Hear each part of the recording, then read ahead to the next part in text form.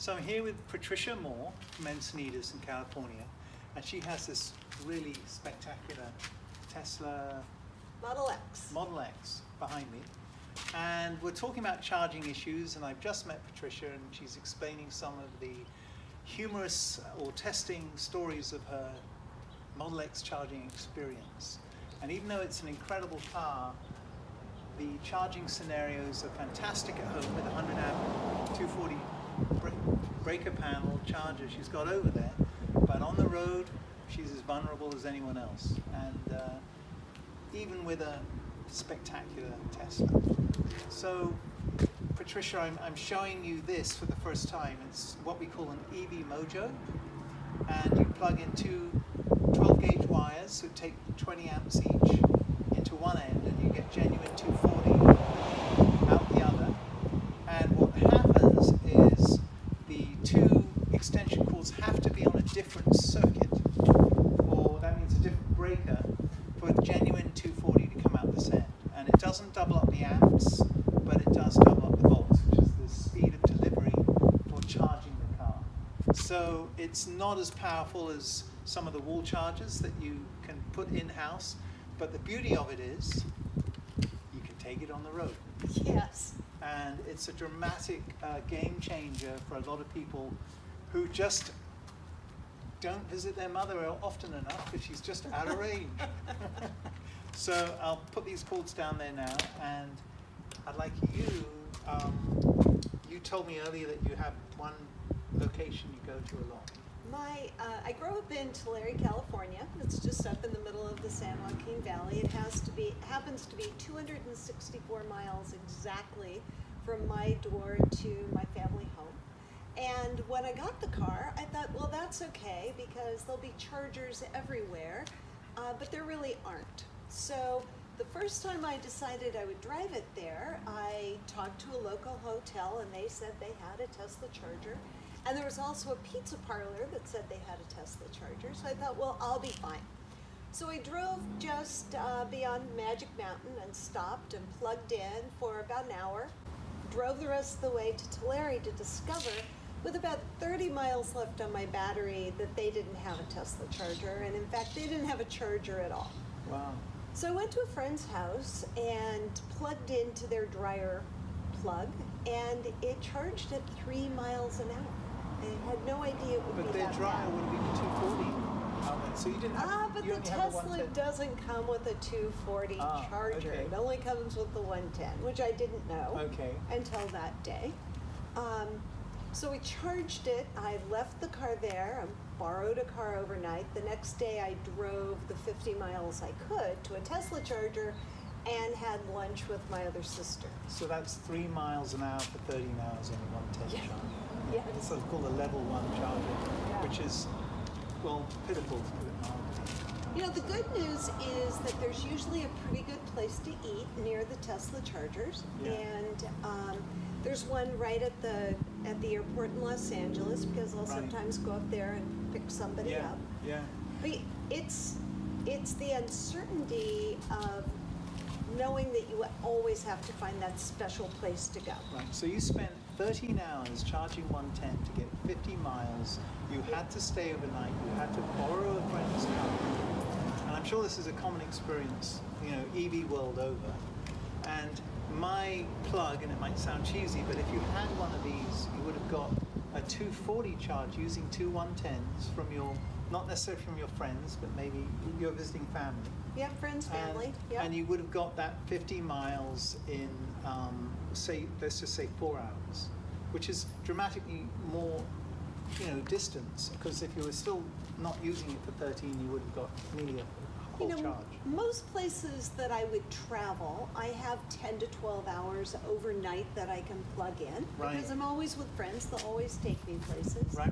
So if I could get 130 miles, that gets me halfway home. Exactly. Yeah, exactly. It's a big difference.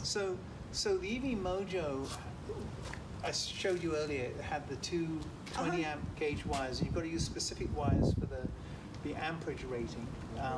Funny thing about wires is they get a higher number the thinner the wires become, which is counterintuitive.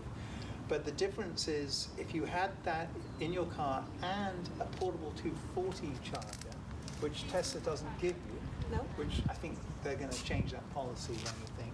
Mhm. Then you can literally anywhere, whether it's a hotel, because businesses will have an interest in providing access to 2 110 circuits, even if they don't provide the extension cords. Anywhere you visit, family, friends, most houses have 20 or more circuits that are 110 on different circuits. Different circuit meaning it goes to a different breaker in the Goes to breaker a different panel, breaker. different fuse. Okay. Yeah, exactly. So for those people who aren't really electrically inclined. And then the only other consideration is that the electric charge you get will use whatever inlet 240 plug that we've got. There's have. quite a number of different, they keep changing them over the years. You might find in the house your dryer is a different wall outlet, 240 to your oven, for instance, and depending on the age of the house. So you have to get an adapter which will just plug into an L6 from an L5 or something like that. I'm going to assume you'll sell it to me all as part of a big kit, so that I put it in my trunk, and when I get there, I'm ready to go. In a nutshell, that's exactly it. It's something you keep in the trunk of the car, and it just gets rid of the range anxiety and the dog and pony show you're doing when you go on a journey without the pantomime, And it really is. I mean, electric vehicles are amazing, but they end up being punishment cars. Here you are trying to help the environment, and you can't, you just can't charge Right. in a timely manner. And this is a game changer. It's not that transformers haven't been around for a long time, they just haven't had the safety mechanisms built into them, and that's what we patented to make them safe. You can literally plug one extension cord in there and put your tongue on that one, and there's no feedback charge. Well, and with a million electric cars on the road now, there's going to be more demand than there has been in the past. And that's actually a double-edged sword, because there's less charging stations to more cars, and so I would think it's going to take at least 5 years before the ratio changes significantly. I mean, there are obviously more charging stations going up there, but there's a lot of very frustrated people waiting for someone to unplug their car at a charging station, and that person doesn't want you touching their charging cord. There's a bit of acrimony around that, shall we say, to put it mildly. So people 95% of the time only charge from home, and they've got a ball and chain. They can't go beyond their range. They don't want to do what you did, and they're going to borrow their husband's car or their flatmate's car, as it were, for longer journeys. So any other stories you have regarding?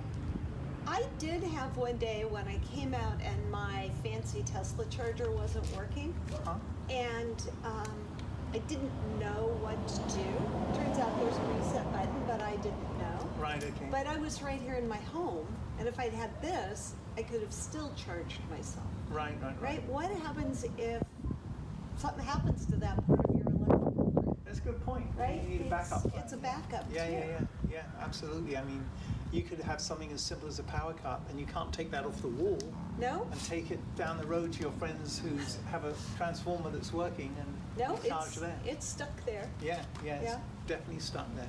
So even though it seems complicated using an EVMojo, that's just what we have to accept at this point in technological time. Well, and it actually doesn't seem that complicated Really? to me. No. Okay. It's electricity. Yeah, Right? okay. Well, I take my hat off to you It's when I wear volume it. and pressure. Yeah. Well, Patricia, thanks so much. Thank you. And Nice to meet you. You do have a beautiful car. Thank you. Thanks for helping the environment with it. You're welcome. Thank you. Bye-bye. Thank you.